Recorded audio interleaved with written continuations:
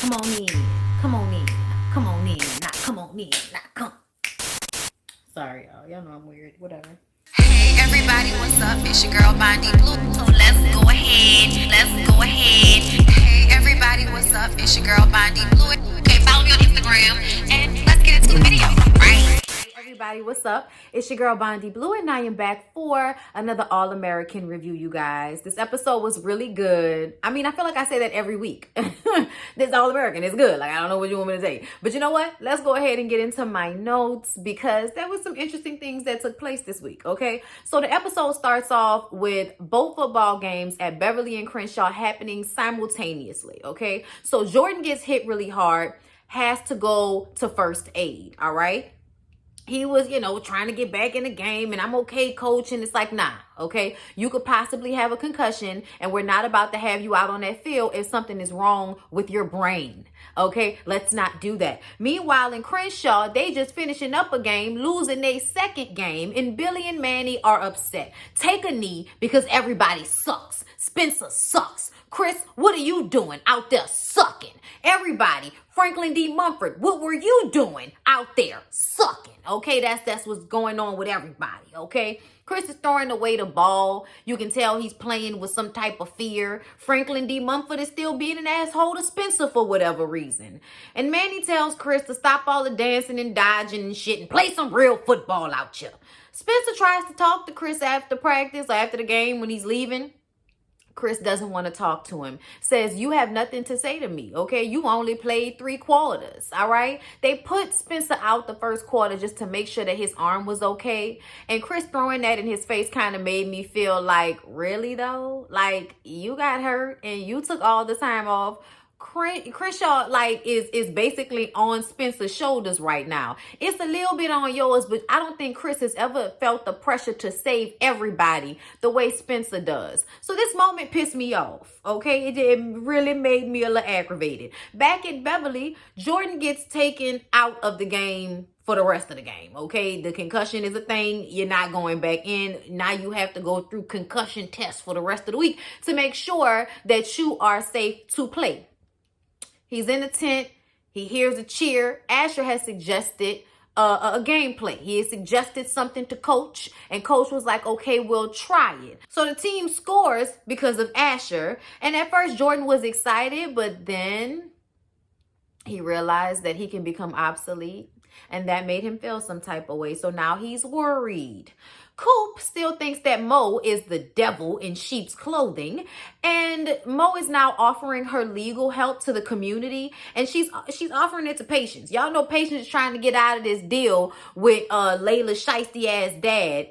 And Coop tells Mo, we don't need your help. We don't trust you. We don't like you. Please stay away from us. Okay? Thank you. Olivia gets approached by another girl from the AA meeting named Amber, I think. And she's asking, has Olivia talked to their sponsor? And she's like, no, she kind of left me hanging. So, it's whatever. But she's like extra jittery and shit. So Amber is picking up on the subtle tones of someone who's using again. She extends, an invitation to have a conversation. Do you need an ear? Do you need somebody to talk to? And Olivia's like, no, I'm okay. I'm fine. I'm great. And it's kind of like, you're full of shit. Billy is helping Chris on the weekends, okay? Conquer his fear of getting hit, because that's what's going on.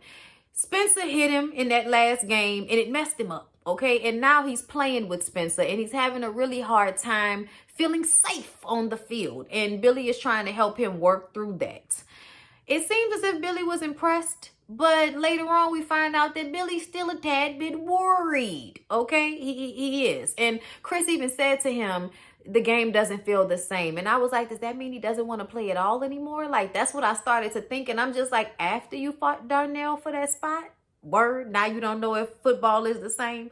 Sometimes you want to hit him in the throat. Sometimes you want to hit him in the throat, but you have to realize that people come to these conclusions at different times, okay? Catch 2020 is a mug, okay? So Spencer goes to therapy and discusses Coop being his stuck point. Okay, she's the reason why his psychological is taking over his physical with the arm, because he has not dealt with the fact that he is holding resentment against her because he tried to warn her time and time again, stay out of that street shit. She didn't, and he ended up getting hurt because of it. Okay, so she's his stuck point. He doesn't really want to talk to her about it, of course, because he's already told her that everything's okay and it was all Tyrone's fault. But the truth of the matter is he has got to talk to Coop about this. Later on, he talks to Layla on the phone, and she's going through it too. She's battling with her dad over patience, and it's getting nasty. It's getting nasty, and she has her avoidance issues, and so does Spencer, something that they have in common, which probably means that they should be really close friends, but not together, because we all know that Spencer also has avoidance issues with Olivia. We know it. We just waiting on it. Laura made breakfast for Olivia, speaking of, to celebrate her 18 months of sobriety, which Olivia then blows off as if it's not a big deal, sending up mad red flags all over the kitchen to Laura that something is amiss.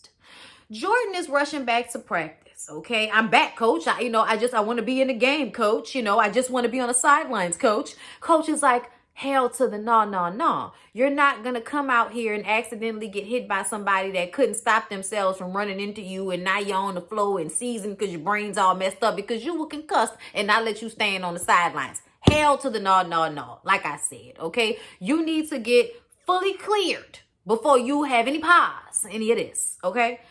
Billy asked Spencer to talk to Chris about how he's been playing because he's thinking about replacing him.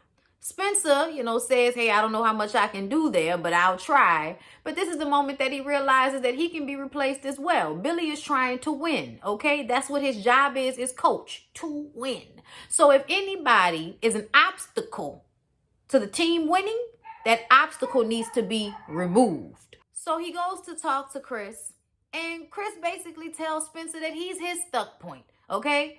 You were the one that hit me, and now I'm on the same team with you, and I don't feel safe. It ain't safe. It ain't safe. It is safe. I'm not gonna do it. But it might head, and I ain't.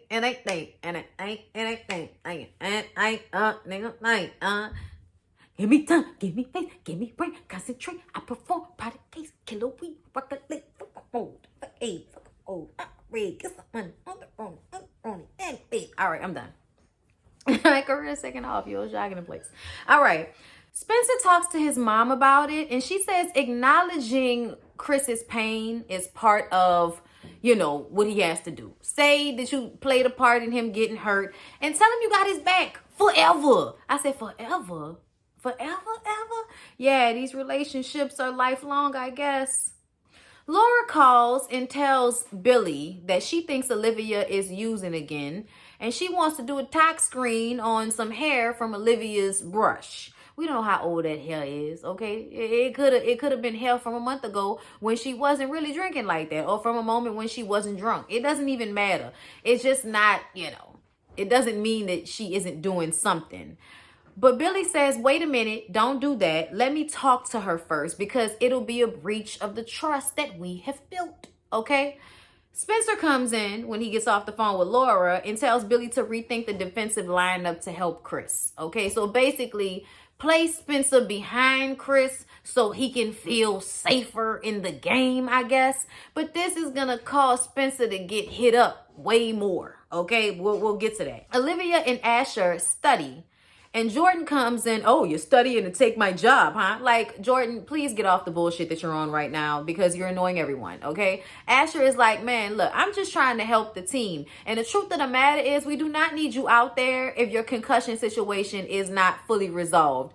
And Jordan gets pissed off and throws it in his face that he gave the other team the playbook and that he was doing steroids. And it's like, he was there. He don't really need you to throw this shit in his face. And he's been working very hard to get back in everybody's good graces. Leave Asher alone, okay? Lord have mercy. Layla tells Coop and Patience that she wants to threaten her dad with going to TMZ with this story about Patience in order to force him to let her out of the contract.